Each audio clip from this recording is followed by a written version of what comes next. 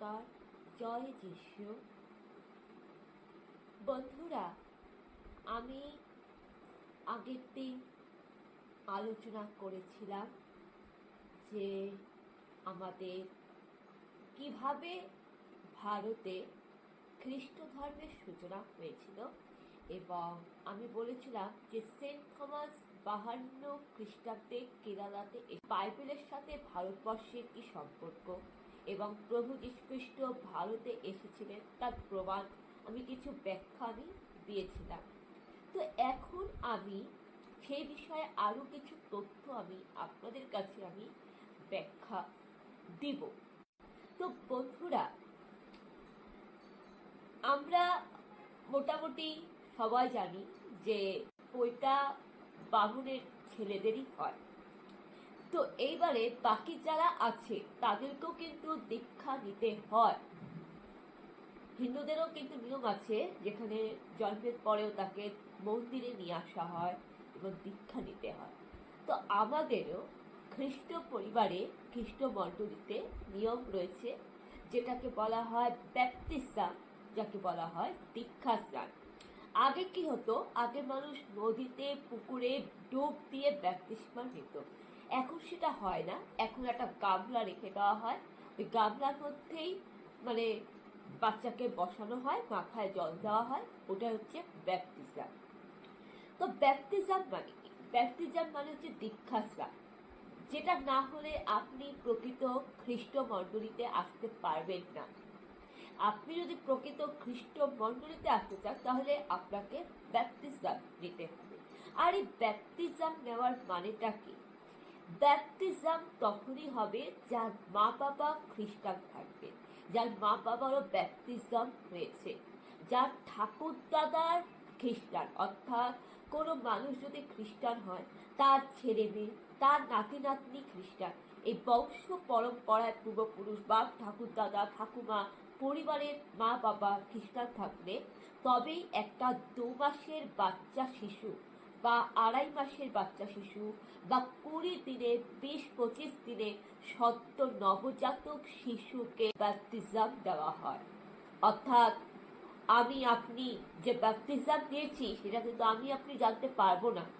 আমরা কখন ব্যাপ্তিস্ম নিয়েছি, আমাদের কখন বপ্তিস্মান হয়েছে, আমাদের কখন দীক্ষাস্থান হয়েছে, সেটা তো আমি জানি না, আপনারা তো জানেন না। এটা আমাদের মাতা পিতা জানেন, কারণ আমাদের বয়স যখন 2 মাস ছিল বা 20 দিনের শিশু যখন ছিলাম তখনই আমার মা বাবা আমাদেরকে ব্যাপ্তিস্ম দিয়েছে, আমার ব্যাপ্তিস্ম নিয়েছে। অর্থাৎ একটা মানুষ তখনই ব্যাপ্তিস্ম নিবে সেই মানুষটা যদি 2 মাসের বাচ্চা শিশু হয়, 20 দিনের বাচ্চা শিশু হয়। ওই 20 দিনের বাচ্চা শিশুর ব্যাপ্তিস্ম হচ্ছে কেন? তার মা বাবা খ্রিস্টান, তার বাপ ঠাকুরদা খ্রিস্টান। এটা হচ্ছে রোমান ক্যাথলিক চার্চের নিয়ম। অর্থাৎ রোমান ক্যাথলিক চার্চে হচ্ছে বংশ পরম্পরা। এটা হচ্ছে রোমান ক্যাথলিক চার্চের নিয়ম। আর ইতিহাসের সাক্ষী যে রোমান ক্যাথলিক চার্চের মানুষরা কিন্তু কখনোই অন্য ধর্মের মানুষকে খ্রিস্টান ধর্মে দীক্ষিত করতে পারবে না।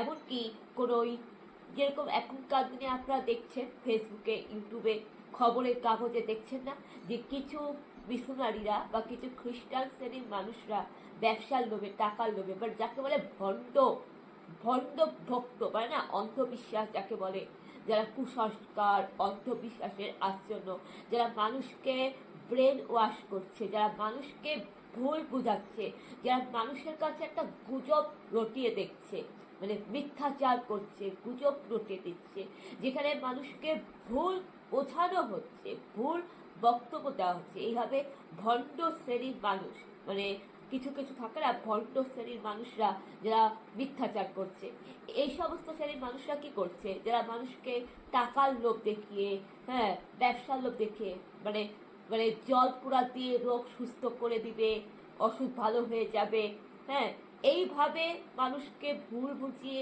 যারা রাস্তায় রাস্তায়, বাসে, ট্রেনে, ট্রামে, রাস্তাঘাটে প্রচার করছে, খ্রিস্ট ধর্ম প্রচার করছে, রাস্তায় রাস্তায় মাইক বাজিয়ে, মাইক নিয়ে বলে বলে, মাইকের ওপর হুঁশিয়ারি দিয়ে, তারা কিন্তু রোমান ক্যাথলিক নয়, তারা হলেন আর্সিয়ান প্রোটেস্ট্যান্ট চার্চে।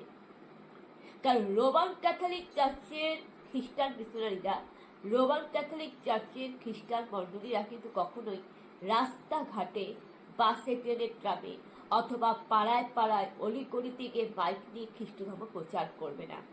রোমান ক্যাথলিক চার্চের নিয়ম হচ্ছে যে খ্রিস্টান ধর্ম গ্রহণ করতে গেলে সেই মানুষটা তখনই খ্রিস্টান ধর্ম গ্রহণ করবে যখন তার বাপ্তিস্ম হবে। বাপ্তিস্ম না হলে সে ব্যক্তি কখনোই খ্রিস্টান ধর্মে আসতে পারে না। এবার রোমান ক্যাথলিক চার্চের নিয়ম তো বললাম কিভাবে বাপ্তিস্ম হয়। রোমান ক্যাথলিক চার্চের বাপ্তিস্ম তখনই হবে যখন সেই মানুষটাকে 2 মাসে, 20 দিনে, 25 দিনে, মানে সদ্য বাচ্চা শিশু হতে হবে এবং সেই শিশুটির বাপ্তিস্ম হবে যখন শিশুটির মা বাবা খ্রিস্টান, তার বাপ ঠাকুরদা খ্রিস্টান। অর্থাৎ আমরা হলাম রোমান ক্যাথলিক চার্চ। আর আমরা যেটা ফেসবুকে, আমরা সকলে যেটা টিভিতে, নিউজে, ফেসবুকে যেটা দেখছি, যেটা হচ্ছে দেখা যাচ্ছে যে 40 বছরের মানুষ খ্রিস্টান ধর্ম গ্রহণ করছে, দেখা যাচ্ছে তো, মানে মানুষ দেখা যাচ্ছে না, এক ধর্ম ত্যাগ করে কেউ হিন্দু ধর্ম থেকে খ্রিস্টান ধর্মে চলে আসছে, বা আমার মতো বয়সী মানুষ বাপ্তিস্ম নিচ্ছে। এটা হচ্ছে প্রোটেস্ট্যান্ট চার্চ, এটা হচ্ছে আর্শিয়ান চার্চ। কারণ আর্শিয়ান প্রোটেস্ট্যান্ট চার্চের নিয়মই হচ্ছে ওদের কালচারটা অটোমেটিক আলাদা, ওদের নিয়ম রীতি অনেকটাই আলাদা। আর্শিয়ান আর প্রোটেস্ট্যান্ট চার্চের যেটা নিয়ম যদি পড়ে তাহলে আপনারা জানতে পারবে ওরা এক ধর্ম থেকে আরেক ধর্মে যায়। আর্শিয়ান চার্চের মানুষরাই এক ধর্ম থেকে আরেক ধর্মে যায়, কনভার্ট হয়। আর যে সমস্ত যারা রাস্তাঘাটে, বাসে, ট্রেনে, ট্রামে দেবেন অলি গলিতে একটা মঞ্চ বানায়, একটা প্যান্ডেল করে, দেবেন বাড়ি বাড়ি কি একটা কাগজ দেয়, রোগ ব্যাধি সুস্থ করে দেব, আয়ুর্বেদিক ওষুধে সুস্থ করে দেব, হ্যাঁ চাঙ্গাই প্রার্থনা একটা সুস্থ করে দেবো। ওরা হচ্ছে প্রোটেস্ট্যান্ট চার্চ, ওরা হচ্ছে প্রচারক, আর প্রোটেস্ট্যান্ট চার্চের প্রচারক। এর দ্বারা এটাই প্রমাণ হয় যে আমাদের যে ভারতের যে ইতিহাস যে আমরা পড়েছিলাম, ভারতবর্ষের যে ইতিহাসের যে কাহিনী যেটা আমরা জানি, যে ব্রিটিশরা, ইংরেজরা আমাদের ওপর যে 200 বছর ধরে যে রাজত্ব করেছিল, সেই ব্রিটিশরা কিন্তু কখনোই রোমান ক্যাথলিক চার্চের ছিল না। কারণ সেই ব্রিটিশরা ছিল হচ্ছে প্রোটেস্ট্যান্ট চার্চের। ইংল্যান্ডের খ্রিস্টানরা, ব্রিটেনের খ্রিস্টানরা, ফ্রান্সের খ্রিস্টানরা কিন্তু ওরা মাতা মেরিকে বিশ্বাস করে না, মানে প্রভু যিশুর মাতা মারিয়ামকে ভক্তি করে না। এমনকি ওরা কিন্তু